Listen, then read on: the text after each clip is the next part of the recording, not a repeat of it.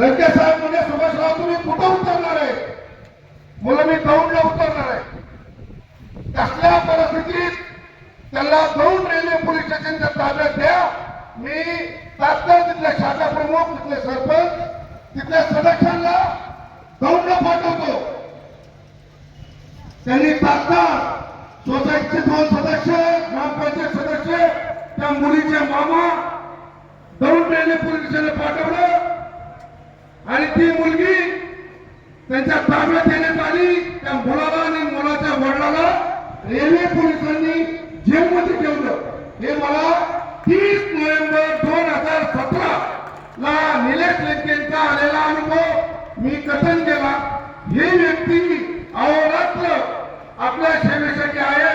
लोकप्रिय आणि मध्यस्थी सर्वसामान्य संवाद जनता करू शकते असा आपला भावी उमेदवार आहे.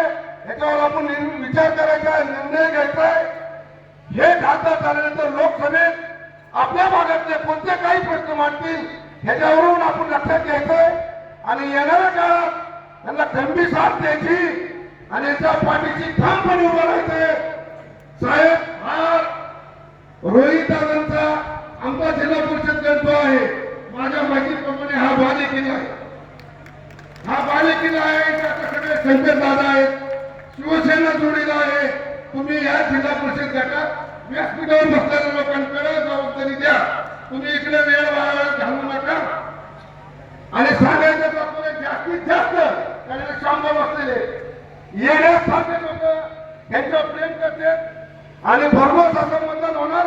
कारण तुमच्यासारखे व्यासपीठावर बसलेले कार्यकर्ते जनतेत आहेत आणि जनतेसाठी आवडत जनतेत राशीन करा म्हणून आपल्याला भरघोस असं मतदान होईल अशी खात्री देतो. थांबतो. जय हिंद, जय महाराष्ट्र.